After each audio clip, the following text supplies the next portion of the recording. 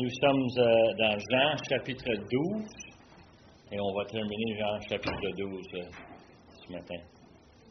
C'est drôle parce qu'il y a des chapitres qu'on a passés rapidement, puis il y en a d'autres qu'il y a tellement de choses là-dedans qu'on voudrait passer quasiment 6 mois là-dedans. Il y a tellement de petites histoires, petites choses à apprendre.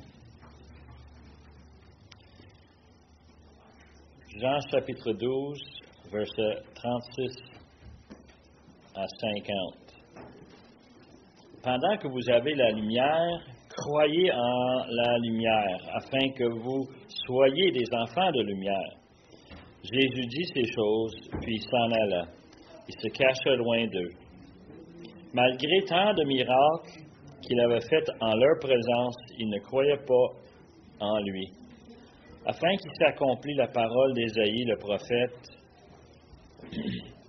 a prononcé: Seigneur, qui a cru à notre prédication? Et à qui le bras du Seigneur a-t-il été révélé? Aussi, ne pouvait-il croire, parce que Ésaïe dit encore, il a aveuglé leurs yeux et il a endurci leur cœur, de peur qu'ils ne voient des yeux, qu'ils ne comprennent du cœur, qu'ils ne se convertissent et que je les guérisse. Ésaïe dit ces choses lorsqu'il vit sa gloire et qu'il parla de lui. Cependant, même parmi les chefs, plusieurs crurent en lui, mais à cause des pharisiens, ils n'en faisaient pas l'aveu. Dans la crainte d'être exclus de la synagogue, ils aimèrent la gloire des hommes plus que la gloire de Dieu. Or, Jésus s'étant écrié: Celui qui croit en moi, croit non pas en moi, mais en celui qui m'a envoyé. Et celui qui me voit, voit celui qui m'a envoyé. Je suis venu comme une lumière dans le monde, afin que quiconque croit en moi ne demeure pas dans les ténèbres. Si quelqu'un entend mes paroles et ne les garde point, ce n'est pas moi qui le juge, car je suis venu non pour juger le monde, mais pour sauver le monde. Celui qui me rejette et qui ne reçoit pas mes paroles a son juge. La parole que j'ai annoncée, c'est elle qui le jugera au dernier jour. Car je n'ai point parlé de moi-même, mais le Père qui m'a envoyé m'a prescrit lui-même ce que je dois dire et annoncer. Et je sais que son commandement est la vérité éternelle. C'est pourquoi les choses que je dis, je les dis comme le Père me les a dit. Père éternel, on veut te remercier pour le fait que tu as donné ces paroles à Jean et qu'il l'a transcrit et que maintenant, nous, on peut le lire aujourd'hui, on peut les regarder, les questionner, les comprendre et, Seigneur, on peut les mettre en pratique dans nos vies. Seigneur, demande ce matin que tu serves de ta parole pour nous aider à te connaître encore mieux. Et Seigneur, nous demande ces choses pour le nom de Jésus. Amen. Je ne sais pas pour vous autres, là, mais je trouve que le passage qu'on vient de lire, c'est probablement un des plus tristes dans toutes les Écritures. C'est quoi le concept? Un moment triste dans l'humanité. Si on regarde à travers l'histoire, on a plein d'exemples de moments où on a énormément de tristesse. On a des sinistres, des désastres qui tombent sur les gens et ils vont les enlever leur vie. Ils vont souffrir incroyablement.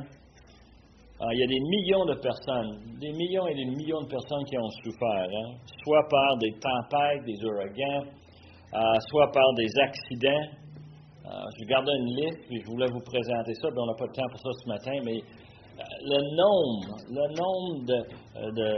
d'incidents qui arrivent, des événements, des guerres, des maladies. Juste prendre une maladie simple comme une grippe espagnole, on croit que ça a enlevé la vie d'entre 50 millions et 100 millions de personnes dans les années 1915 jusqu'à 25. c'est incroyable le nombre de personnes qui sont mortes et leur vie a été terminée. La grippe espagnole était drôle parce que c'était pas une grippe qui a nécessairement affecté tout le monde de la même façon. Les gens les plus susceptibles, c'était les gens de 20 ans, 40 ans. Je pense à une génération. C'est comme si c'était ciblé vers quelqu'un qui était jeune. Vraiment grave quand tu y penses. Mais toutes sortes de pertes de vie qui est arrivées. Mais ce qui est triste, c'est pas la perte de vie comme telle. Moi, je trouve ça normal. Pourquoi? Parce que chacun de nous, on a une date. On a une date prévenue où on va mourir. C'est déjà évident à travers l'histoire. Tout le monde passe par là. C'est normal pour la vie humaine. Ce qui est triste, c'est de mourir sans Jésus. Et justement, le passage qu'on regarde ce matin, c'est justement un passage qui nous touche parce qu'on voit toute une génération qui va perdre leur vie et ils vont passer à l'enfer pour l'éternité et non passer au ciel. Now, moi, je commence ici avec le verset que Matthieu nous a terminé. C'est l'Évangile de Jean. Je vous rappelle encore que l'objectif de Jean, c'est le sujet, c'est de croire en Jésus comme Fils de Dieu, puis en croyant qu'on puisse obtenir la vie éternelle. Et on sait très bien que Jean, c'est un évangile de croire. Tout ce qu'il parle ici, c'est croire, croire, croire. Et on le voit dans le passage. Et le problème, c'est que les gens ici ne croient pas. Et on a vu une série de miracles que Jésus a fait, et ça c'est arrivé à chapitre 11, où le miracle, où il a ressuscité un homme qui était mort depuis 4 jours. Déjà, ça sentait mauvais, déjà la décomposition avait pris place, et tout un miracle de le rendre l'homme en vie. Et on a vu que Jésus avait fait plusieurs miracles. Jean en a choisi juste ces 8 miracles qu'il a choisis. Et l'idée, c'est que ces miracles étaient là pour convaincre les Juifs du premier siècle du fait que Jésus était vraiment venu de Dieu, qu'il avait le pouvoir que Dieu lui avait donné, que Dieu lui a donné tout. Et c'est de cette façon-là on devrait mettre notre confiance en lui, simplement par le témoignage. Mais j'aimerais dire qu'en lisant le passage qu'on vient de regarder, et en fin de compte, en lisant tout le livre de l'Évangile de Jean, on a l'impression que Jésus n'avait pas de succès. Je ne sais pas si vous avez constaté ça. Il semble qu'à chaque fois, on a des gens qui commencent à tourner vers Jésus, quelque chose arrive. Je donne l'exemple, Luc 2, versets 23 à 25. C'est Zach qui m'a fait penser ça au Rayon de Jeunesse. On parlait justement de l'Évangile de Jean, puis lui, il dit, c'était frappant de voir que Luc 2, il dit, pendant que Jésus était à Jérusalem à la fête de Pâques, plusieurs crurent en son nom, voyant les miracles qu'il faisait. Mais Jésus ne se fiait point à eux parce qu'il les connaissait tous et parce qu'il n'avait pas besoin qu'on lui rendait témoignage d'aucun homme, car il savait lui-même ce qui était dans l'homme. So, Jésus connaît les cœurs, il sait qu'est-ce qui arrive, et pourtant, les gens semblent d'être ouverts. Je ne sais pas pour vous autres, moi, ça fait longtemps que je suis ici à l'Église. Il y en a qui sont ici plus longs que moi, André. Mais il y en a qu'on sait très bien, ça fait quoi, une vingtaine, 25 ans, moi je suis ici, et j'ai vu des gens arriver, c'est fantastique, on est encouragés, mais j'ai vu aussi des gens partir. Et à chaque fois, c'est une tristesse, parce qu'on dit quand même, ils étaient parmi nous, pourquoi est-ce qu'ils nous quittent? Puis souvent, c'est des raisons très logiques. Un emploi qui nous amène dans une autre ville, un autre pays, ça arrive. Aussi, il y a des gens qui ont quitté pour des raisons qu'on ne comprend pas. Comme si on se pose la question, c'est nous autres qui ne sent pas bon? C'est quoi le problème? Hein? On a cette image. Et Jean nous dit que Jésus connaissait les cœurs. Nous, on ne connaît pas les cœurs. On ne sait pas ce qui motive les gens. On est content d'accueillir les gens, mais c'est le Seigneur qui les connaît. Ici, il dit, pendant que vous avez la lumière, verset 36, ça c'est le dernier verset que Matthieu nous a présenté la semaine passée, croyez en la lumière afin que vous soyez des enfants de la lumière. Et Jésus dit ces choses, puis il s'en allait, il se cachait loin d'eux. Un des commentaires que j'ai lu nous disait que c'est probablement un des versets les plus tristes dans toutes les Écritures. Jésus s'en laisse se cacher. Jésus qui peut offrir tout, il peut offrir les meilleures choses, la vie éternelle, il se cache. Il se cache. Et on se pose la question pourquoi. Et en regardant, on va parler de ça ce matin. L'idée de la souveraineté de Dieu, ce n'était pas le moment où ce que Jésus voulait se confronter avec les dirigeants des Juifs. Il savait très bien que l'autre voulait enlever sa vie, puis lui, il savait que Dieu avait un plan. Tout ce qui arrive, tout ce qu'on voyait ici, là, c'est pas par accident. Il dit il parle ici de c'est quoi la lumière. Nous, on a, comme bons chrétiens, on pense à la lumière, on pense que c'est quoi? L'Évangile. Right? C'est toutes les différentes images, les paraboles. Quand on voit la lumière parle de l'Évangile. Mais le problème, c'est que ici, il dit que la lumière, pendant que vous avez la lumière, l'impression c'est que c'est un offre avec une limite. Vous voyez ça souvent, là, quand quelqu'un fait une promotion quelque part, vous lisez ça sur l'Internet ou peut-être dans une vitrine d'un magasin, mais c'est pour un temps limité. Et Jésus est en train de dire, vous avez la lumière, mais pour un temps limité. Croyez-le. Et il donne cette opportunité. Mais le problème que je trouve, c'est que ce n'est pas un temps limité. En tout cas, dans mon esprit. Pourquoi? Parce qu'il y a encore du temps. N'est-ce pas? Adam et Ève, ils avaient accès à l'Évangile. Lorsqu'on les a envoyés du Jardin d'Éden, ils avaient quand même l'espérance, parce que Dieu a bien dit que le talon de l'enfant de Ève va écraser la tête. Et on avait cette idée qu'on va avoir victoire sur le péché. Et on avait cette notion que, oui, c'était toujours disponible depuis Adam et Ève, jusqu'au moment où le Seigneur est arrivé, et même après. Pendant tous les 3 ans que Jésus était là, il offrait constamment cette lumière. Et il dit ici que c'est afin de tout faire, mais il y avait un fin à son ministère. On voit que ça arrive à la fin de cette semaine, où ce qu'on est ici dans Jean chapitre 12. La fin de cette semaine, le ministère de Jésus est terminé. Il est avec ses disciples, il n'est plus avec le public. Il n'évangélise plus.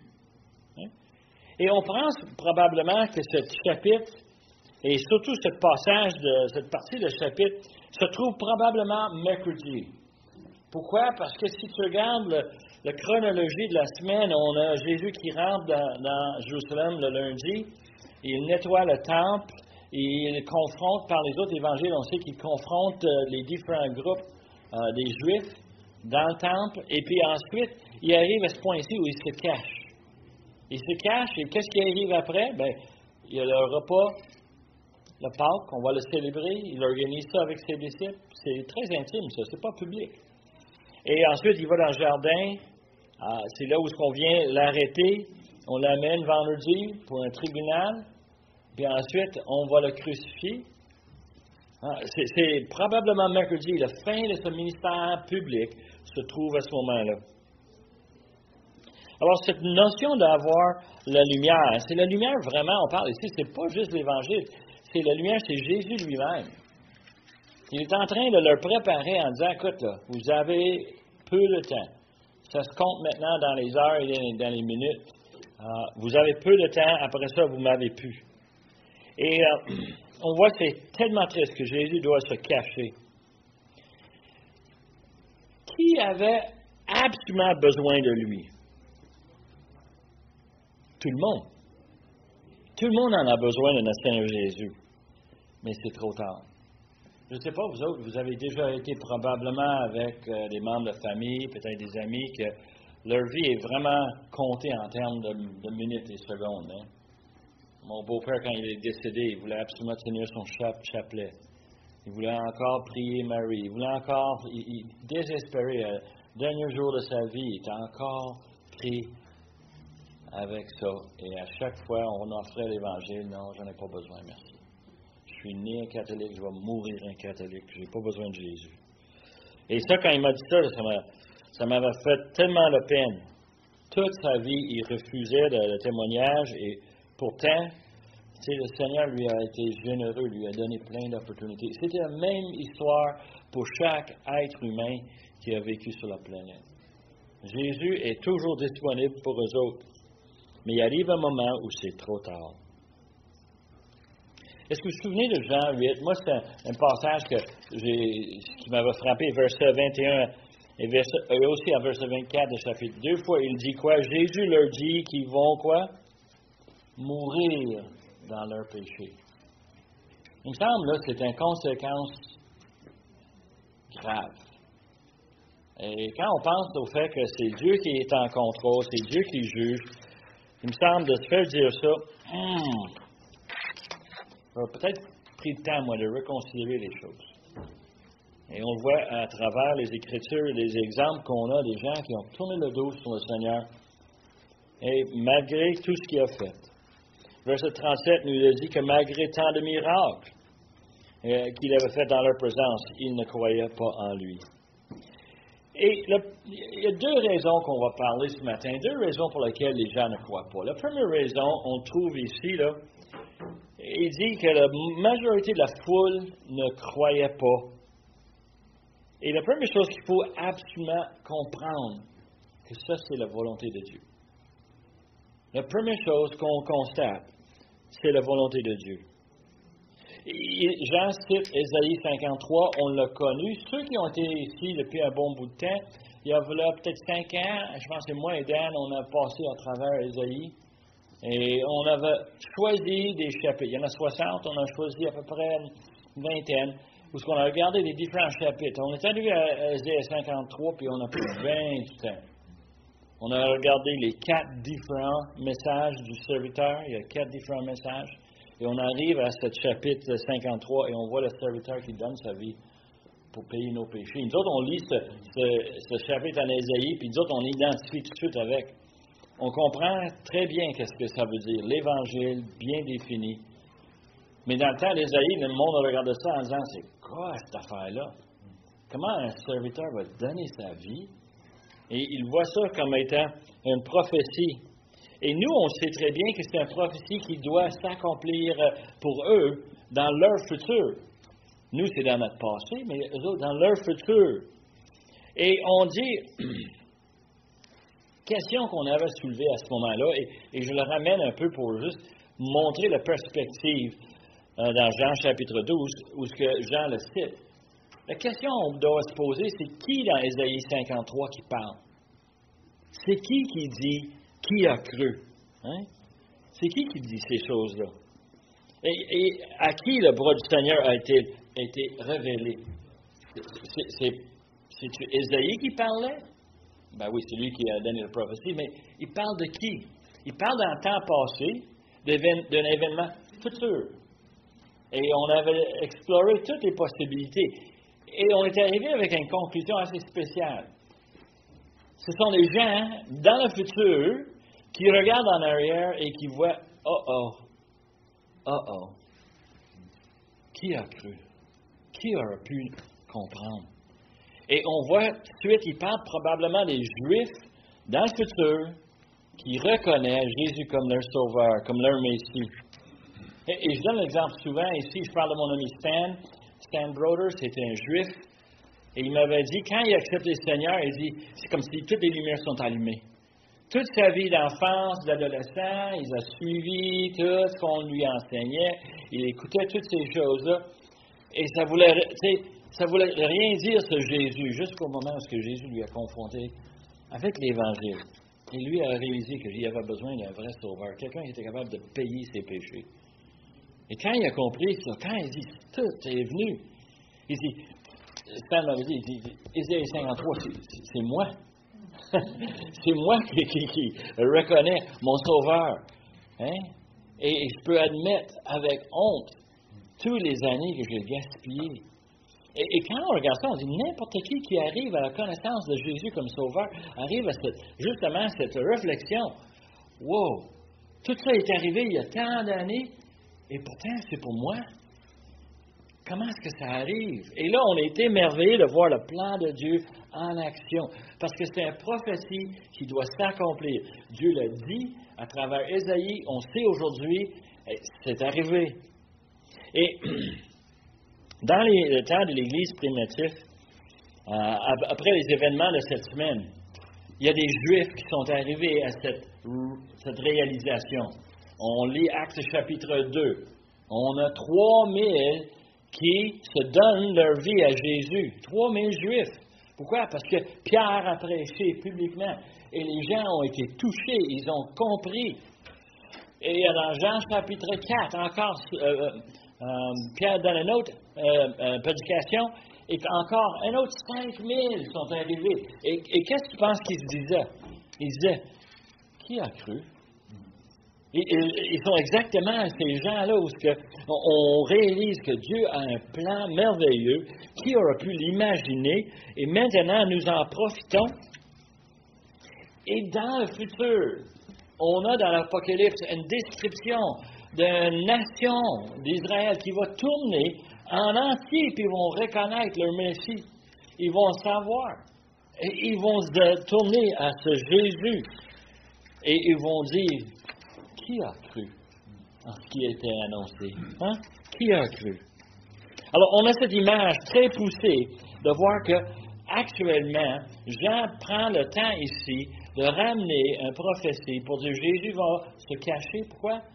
Parce qu'il n'y a pas que de monde qui ne vont pas croire. Mais il y en a qui vont croire. Il y a un restant. Et dans verset 39, il nous donne aussi, ne pouvait-il croire parce que Ésaïe a dit encore, il a aveuglé leurs yeux, il a endurci leur cœur, de peur qu'ils ne voient des yeux, qu'ils ne comprennent du cœur, qu'ils se convertissent et je ne les guérisse. Ésaïe dit ces choses lorsqu'il vit sa gloire et qu'il parle de lui. Jean cite ici encore Ésaïe, mais pas Ésaïe 53, Ésaïe 6. Et si vous vous souvenez de ce passage où ce que Dieu va venir chercher Ésaïe, il va chercher Ésaïe, il va chercher quelqu'un qui va annoncer un jugement sur Israël. Mais qu'est-ce qu'il dit Ésaïe? Prends-moi, je suis fantastique. Non, il dit, prends-moi. Je ne peux rien faire sauf qu'est-ce que tu me demandes. Ésaïe, humblement, il a vu la gloire de Dieu. Il a tout expérimenté ces choses. Et quand Dieu lui dit, va, prêche. Et là, Dieu il dit à Ésaïe quelque chose que moi, je trouve très difficile à avaler. Moi, personnellement, on m'envoie pour faire un échec. On m'envoie pour envoyer un message d'avertissement à Israël. Et Dieu dit à Ésaïe, et en passant, personne ne va te croire. Mais tu vas y aller jusqu'à temps qu'il n'y a plus personne en Israël. Tu vas annoncer ça sans arrêt. Et c'était vraiment le job d'Ésaïe, c'est d'annoncer l'avertissement de l'Éternel à Israël, et personne ne l'a pris. Personne ne l'a accepté. Personne ne l'a cru. Ce qui est fascinant dans le passage, c'est la façon que Dieu décrit le rejet. Okay? Il a dit, il a aveuglé leurs yeux. C'est pas eux autres qui sont aveuglés, right? Il dit, de peur qu'ils ne voient des yeux. Il a endurci leur cœur. C'est Dieu qui l'a fait. Et moi aussi, j'ai déjà beaucoup de problèmes avec ça parce que je me dis, écoute, on est dans un monde libre, n'est-ce pas? On a le choix. Et ça m'amène à plusieurs exemples dans les Écritures. Les meilleurs exemples, c'est Pharaon. Moïse arrive, il annonce que, hey, on va enlever les peuples d'Égypte. Pharaon dit non. Et qu'est-ce que Pharaon dit? Pharaon a endurci son cœur. Mais il fait pourquoi? 5 fois? Mais il dit, qu'est-ce qui arrive les 5 autres fois? Dieu a endurci le cœur de Pharaon. Dieu a endurci le cœur de Pharaon. Et c'est comme si Pharaon a pris un chemin et Dieu a dit, si tu veux aller dans ce chemin-là, je vais t'aider. Tu veux pas m'obéir? C'est correct. Je vais t'organiser pour pas que tu puisses m'obéir. Et c'est le même avertissement qu'Ésaïe avait. Et ce même avertissement, Jean le répète encore une autre fois ici. Il donne justement ce défi. Il dit que Dieu est en contrôle, Dieu est souverain. Et la deuxième raison que les gens ne croient pas. On a dit que c'est la souveraineté de Dieu, c'est la volonté de Dieu. On le voit par les témoignages que Jean donne, et il donne le témoignage d'Ésaïe. Mais dans verset 42, on dit, cependant, même parmi les chefs, okay? On parle de le public, mais on parle de même des dirigeants. Plusieurs crurent en lui, mais à cause des pharisiens, ils n'en faisaient pas l'aveu, dans la crainte d'être exclus de la synagogue, car ils aimèrent la gloire des hommes plus que la gloire de Dieu. La deuxième raison pour l'incrédulité, je vais dire tout de suite, c'est l'entêtement.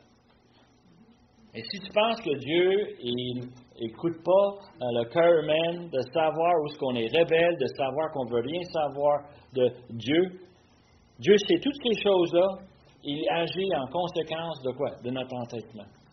Et c'est vraiment triste. Ils avaient plus peur des hommes que Dieu.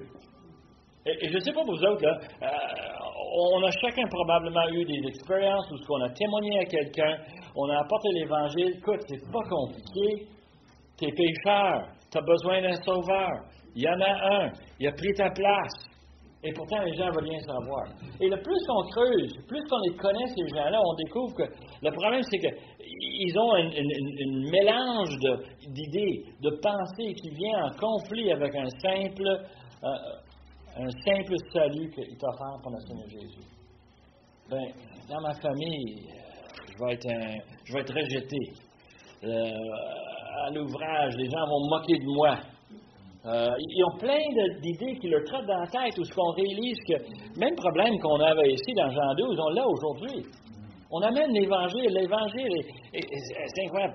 Moi, je vois les parents qui supplient leurs enfants, puis les enfants faire croire que oui, papa, oui, maman, mais aussitôt qu'ils sortent de la maison, hey, c'est goodbye, c'est fini. Et tu réalises que ces jeunes, ils ont le même problème que les Juifs de ce temps-là, le même problème que nous, peut-être, on a aussi. Et nous, on doit se poser la question, est-ce que moi, je suis vraiment prête à croire et à mettre toute ma confiance dans le Seigneur? Et c'est difficile.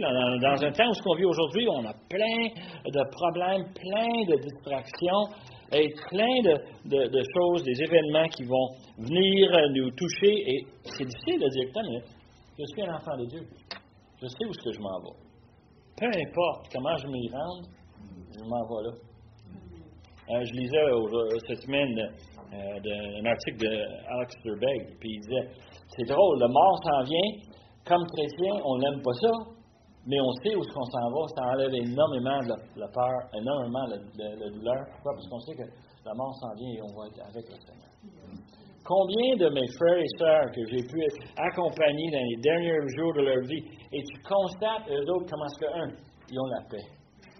Et on est là, à leur lit de mort, puis qu'est-ce qu'ils veulent entendre? Hein?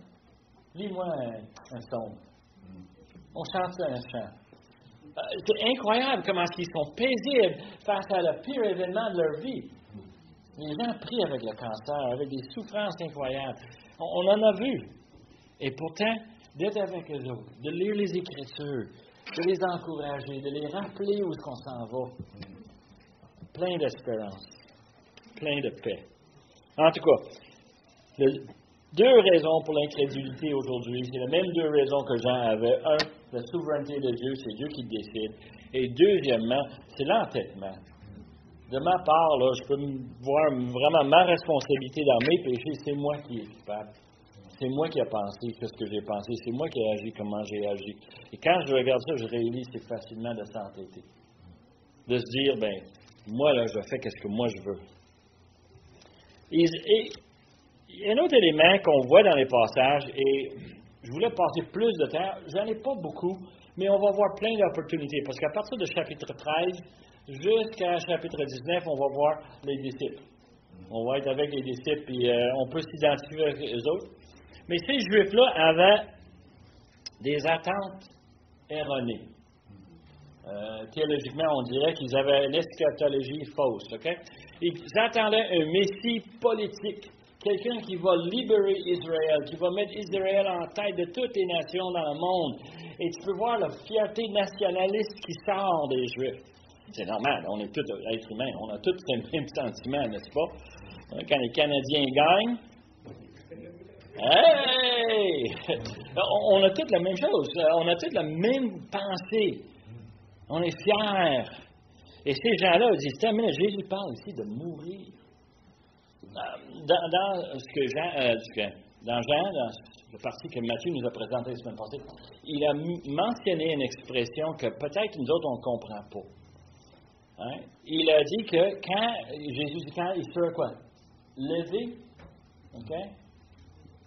C'est une expression dans le grec que les Juifs avaient une connaissance très bien. Pas juste les Juifs, mais tout le monde dans l'Empire romain comprenait le concept d'être levé. Moi, quand je pense à quelqu'un qui est levé, je pense à quelqu'un qui prend une place d'importance, n'est-ce pas? Il se lève au-dessus de tout le monde. Non, c'est pas comme ça. Ce qui arrivait dans le temps, depuis des centaines d'années, c'est que les Romains avaient trouvé la meilleure façon de faire mourir un criminel, une traite, n'importe qui était contre Rome, c'est qu'on va faire une exposition de sa mort. Et on le levait, puis on le mettait sur un croix. Puis on les laissait là pour souffrir, et on le mettait ces croix-là sur le bord de la route pour que tout le monde qui marchait, tout le monde qui passait verrait, ça c'est la justice romaine. Fais attention. Et tout le monde savait. Et quand Jésus a dit ça, des Juifs, qu'est-ce que tu penses que les autres y pensaient? Les autres, je suis sûr qu'ils avaient un mémoire assez bien. Ils se souvenaient très bien. Lundi, Jésus est rentré dans Jérusalem avec ses disciples, avec les foules qui chantaient les Hosanna. Voici le roi qui s'en vient. Oui, enfin, quelqu'un qui va prendre le pouvoir par-dessus les Romains, qui va les chasser, qui va nous donner notre liberté. Plus de taxes, plus d'esclavage. Hey, tu peux voir que les gens sont pompés. Et Jésus, au lieu d'aller à la forteresse de Tonius, la forteresse de Rome à Jérusalem, puis de battre tous les soldats romains, il est allé dans le temple, puis il a chassé tous les marchands. Il est allé dans le temple, puis il a fait le ménage. Attends une minute, c'est pas ça qu'on voulait, Hosanna? Oh, c'est pas là. Et là, il commence à dire des choses comme il va mourir si on ne met pas le grain dans le sol, hein? Il va mourir pour produire de fruits. Si on ne m'enlève pas. Et là, il est en train de dire, il va se mourir crucifié. Ils ne sont pas neufs, eux autres. Ils entendent tout ça. Et tu peux voir la confusion qui tourne autour. C'est-tu le roi ou non? C'est-tu le Messie ou non? Tu peux voir le doute qui arrive. Et pas juste parmi les Juifs. On va en parler un peu dans les semaines à venir, mais même parmi les disciples. Ils vont avoir un énorme problème. Et eux autres, ils vont voir justement ce système.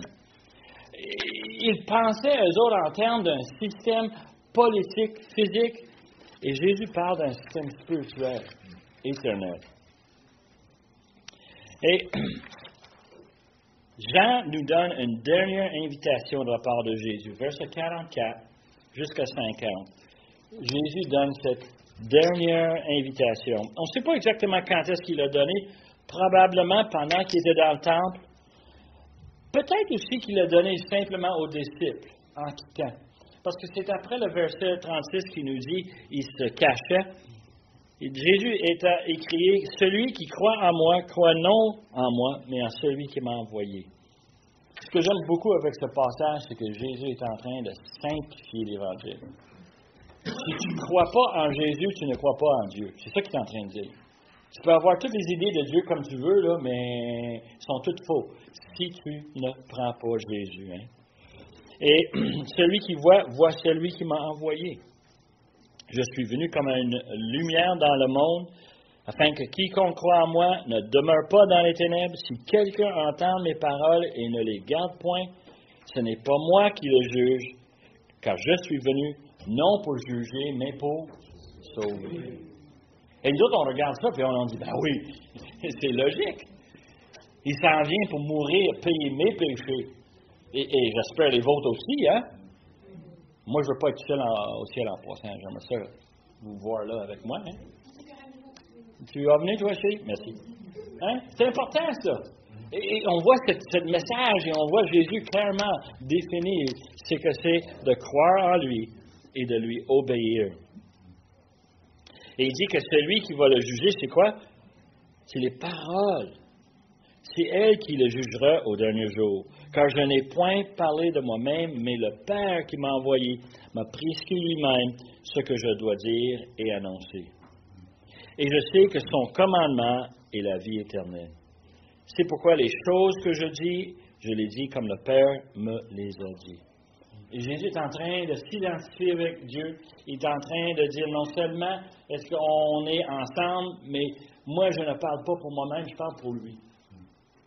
Et c'est fascinant de le dire, c'est qu'il est en train de dire, si tu ne l'acceptes pas, cette parole-là, c'est pas avec moi que vous avez affaire, c'est avec Dieu lui-même. Il s'identifie clairement avec son Père. Il explique comment c'est essentiel de croire. Et la notion de croire est tellement importante à travers tout l'Évangile, et encore, Jean le donne. Jean, c'est un vieux, je sais. Au moment où il écrit ces choses-là, probablement 85 ans, 90 ans, il radote. C'est ça qu'on fait, les vieux.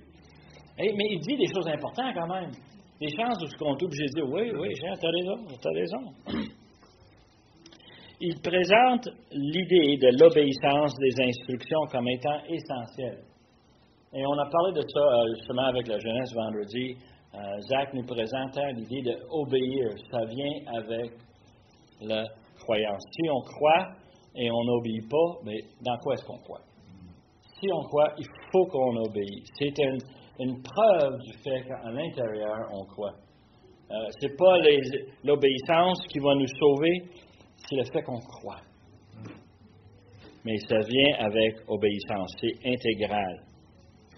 Le rejet de Jésus est en elle-même un jugement sur l'individu. Le fait qu'on refuse Jésus, mais ça refuse tout ce que Dieu offre. Je ne sais pas, vous avez déjà été à un buffet. Vous aimez ça un peu, là, choisir qu'est-ce que vous aimez, puis laisser de côté ce que vous n'aimez pas. L'Évangile n'est pas un buffet. Okay? Si tu rejettes une partie, tu l'as rejeté au complet. Et c'est drôle un peu, mais c'est ça la vie. Et quand on regarde l'image qu'on a ici, on a Jean qui nous dit, voici, Jésus donne une dernière fois cette révélation que lui arrive pour sauver, et on a que mettre notre confiance en lui. Il ne faut pas qu'on tombe dans cette situation si triste. Et ça, c'est la première chose. Vous savez, quand on est dans l'avion, l'hôtesse de l'air va nous dire que si les masques d'oxygène tombent, on doit faire quoi en premier? Mettre sur nous-mêmes. Right? Ensuite, après ça, on va aider celui à côté. L'enfant, celui qui a... Mais il faut qu'on s'occupe de nous-mêmes en premier pour être capable d'aider les autres.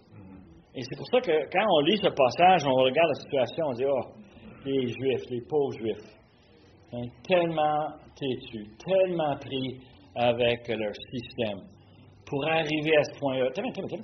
Avant qu'on s'inquiète pour les Juifs, on doit s'inquiéter de bébé. Un peu, pense à nous, là. Est-ce que nous, on s'est entêtés? Et vraiment, lorsqu'on doit s'évaluer nous-mêmes, se questionner, est-ce qu'on va se trouver dans une situation comme ça? Est-ce que j'étais sélectif, puis oui, j'accepte le Seigneur pour ne pas aller au ciel, mais actuellement, moi, je veux juste faire mon affaire? Ou est-ce que je suis prêt vraiment à vivre ma vie en ligne avec le Seigneur? La première chose que Jean, quand il dit ces choses-là, on doit l'appliquer à nous. Et ensuite, être capable de communiquer aux autres.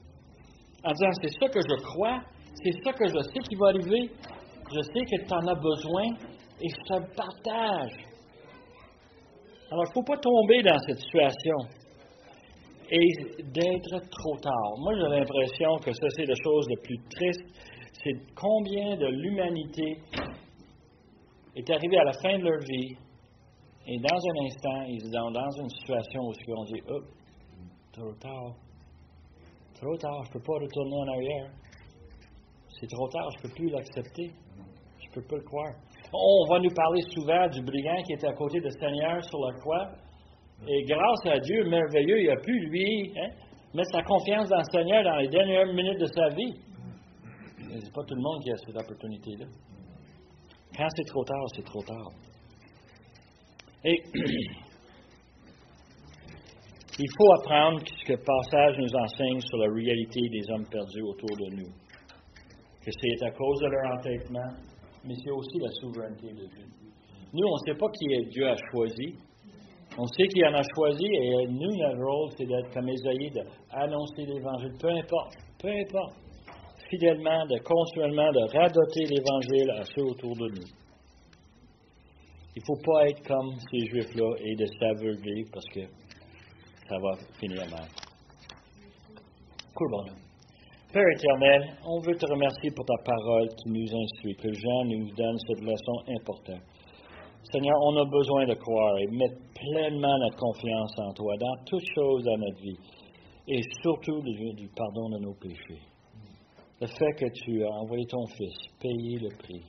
Seigneur, il n'y a pas d'autre façon et nous, on est tellement contents que tu nous as révélé cela. Mais Seigneur, il y a tellement d'autres personnes autour de nous qui ne te connaissent pas. Et Seigneur, on demande de servir de nous comme témoins auprès d'eux. Père éternel, on demande que tu puisses te servir de nous chaque jour. On demande ces choses par le nom de Jésus, notre Sauveur et notre Maître. Amen.